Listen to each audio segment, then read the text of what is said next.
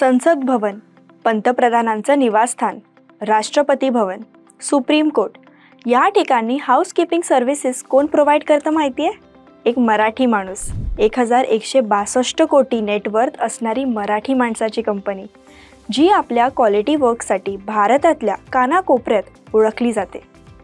ऐकून अभिमान वाटेल. भारतातल्या 82,000 पेक्षा जास्त गरीब, तळागाळातल्या तरुणांना रोजगार, 6 लाखांपेक्षा जास्त लोकांना फर्स्ट टाइम एम्प्लॉयमेंट देणारी मराठी माणसाची एक कंपनी. आपल्याकडे एक मेंटॅलिटी आहे, कोणतीही एखादी आयडिया आपण मांडली की तिची थट्टा होते. इतिहास तरी काय आहे? महात्मा फुले, बाबा आमटे यांनी जे कार्य केलं त्याची सुरुवातीला थट्टा सोडवली गेली, पण कालांतराने सिद्ध झालं की ते बरोबर होते. असंच स्वामी विवेकानंद यांना आदर्श ठेवून, सेवा हाच धर्म मानून सर्व्हिस इंडस्ट्रीमध्ये आपलं नाव अढळ ठेवलं आहे आणि थट्टा करणाऱ्यांना सडेतोड उत्तर दिलं आहे साताऱ्यातल्या रहिमतपूरच्या मराठी माणसाने. स्टोरी इन्स्पायरिंग आहे, सो स्टे कनेक्टेड. नमस्कार, मी सलोनी. मूड फ्रेश करणाऱ्या मराठी मूडमध्ये आपलं स्वागत. A brand recognized for quality. एक क्लायंट आणि 8 एम्प्लॉईज सोबत सुरू झालेली BVG इंडिया लिमिटेड कंपनी म्हणजेच भारत विकास ग्रुप आज 1000हून जास्त क्लायंट्स आणि 82,000 एम्प्लॉईज सोबत काम करते आहे. BVG ग्रामीण भागातील तरुणांना सक्षम बनवण्याचा आणि भारताच्या प्रगतीत योगदान देण्याचा दृष्टिकोन ठेवते. ही company facility management, emergency response, solid waste management and renewable energy solutions, health care and life service, manufacturing, industrial, education, hospital, banking, finance, aviation, transport या क्षेत्रात अशा अनेक सेवा पुरवते. अनेक मंदिरांमध्ये मोफत सर्व्हिसही देते. आता सर्व्हिस देतात म्हणजे नेमकी कोणती सर्व्हिस देतात? तर स्किल बेस्ड जॉबची सर्व्हिस आणि ट्रेनिंगही देतात. या स्पेसिफिक क्षेत्रातील housekeeping, electrical maintenance, plumbing, carpet maintenance, AC maintenance या प्रकारची सगळी सर्व्हिस ते प्रोव्हाइड करतात. पण या सगळ्यांची सुरुवात झाली तरी कशी? या BVG इंडिया लिमिटेड कंपनीचे फाउंडर कोण आहेत? तर या कंपनीचे फाउंडर आणि CEO आहेत हनुमंत रामदास गायकवाड, मूळचे रहिमतपूरचे. आर्थिक परिस्थिती जेमतेम.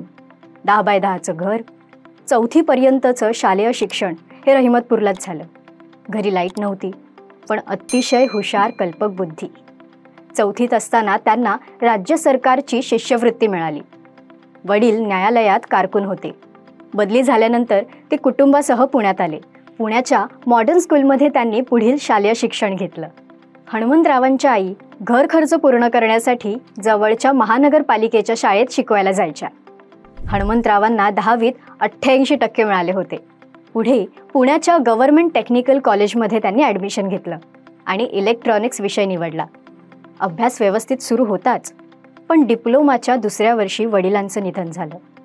डिप्लोमा पूर्ण झाल्यानंतर त्यांनी विश्वकर्मा इंजिनिअरिंग कॉलेजमध्ये ॲडमिशन घेतलं. त्यावेळी ते हॉस्टेलमध्ये राहत होते. इंजिनिअरिंग सुरू असताना पुस्तके आणि बाकी खर्चासाठी त्यांनी पॉलिटेक्निक डिप्लोमाचे ट्युशन्स घेतले. घराचे रंगकाम अशी छोटी मोठी कामं त्यांनी केली. इंजिनिअरिंगच्या शेवटच्या वर्षाला असताना राष्ट्रीय खेळासाठी पुण्यातल्या बालेवाडी स्टेडियमचं काम निघालं होतं. ते त्यांनी मिळवलं आणि चांगलं काम करून दाखवलं. पुढे 1994मध्ये इंजिनिअरिंग पूर्ण झाल्यानंतर ते टेल्कोमध्ये कामाला लागले. त्यावेळी टाटा इस्टेट ही नवीन कार लॉन्च झाली, पण ती खास चालली नाही.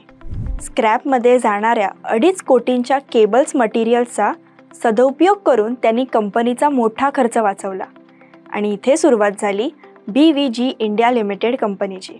हनुमंत शाळेत असताना त्यांचे वडील त्यांना स्वामी विवेकानंद यांचे व्याख्यान ऐकायला घेऊन जायचे. त्यांचं व्याख्यान ऐकून त्यांनी स्वामी विवेकानंद यांना आपलं दैवत मानलं. त्यांच्या विचारांनी प्रेरित होऊन त्यांनी भारताच्या विकासासाठी वयाच्या 19व्या वर्षी डिप्लोमा करत असताना आपल्या मित्रपरिवारासोबत भारत विकास प्रतिष्ठानाची स्थापना केली.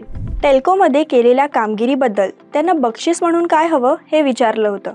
तेव्हा आपल्याला काही नको, गरीब घरातल्या कमी शिकलेल्या मित्रांना काम द्या अशी तळमळ त्यांनी व्यक्त केली आणि टेल्कोमधल्या मित्रपरिवार आणि सहकाऱ्यांच्या मदतीने त्यांनी आधीचं भारत विकास प्रतिष्ठान बदलून भारत विकास इंडिया लिमिटेड केलं.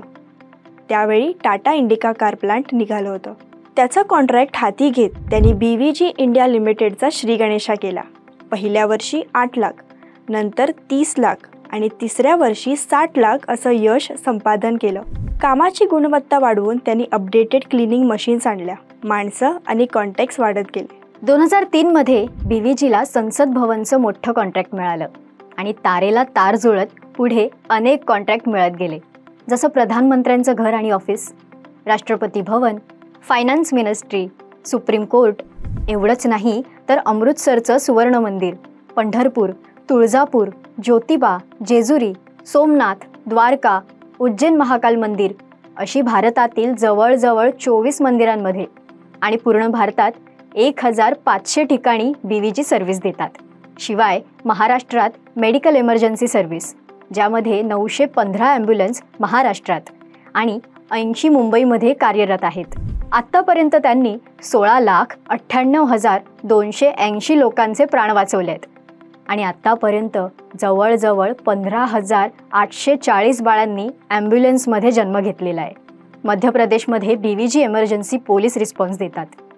या सगळ्यांची माहिती त्यांनी त्यांच्या वेबसाईट आणि यूट्यूब चॅनलवर दिलेली आहे. ह्युमॅनिटी अहेड हे BVG कंपनीचं फक्त ब्रीदवाक्य नाही तर ध्येय आहे. हे स्पिरिट आणि गरीब पण होतकरूंसाठी विजन असलेली भारत विकास ग्रुप कंपनी आणि त्यापाठी हणवंतरावांचं योगदान तुम्हाला कसं वाटलं? कॉमेंट करून नक्की सांगा. जय हिंद, जय महाराष्ट्र.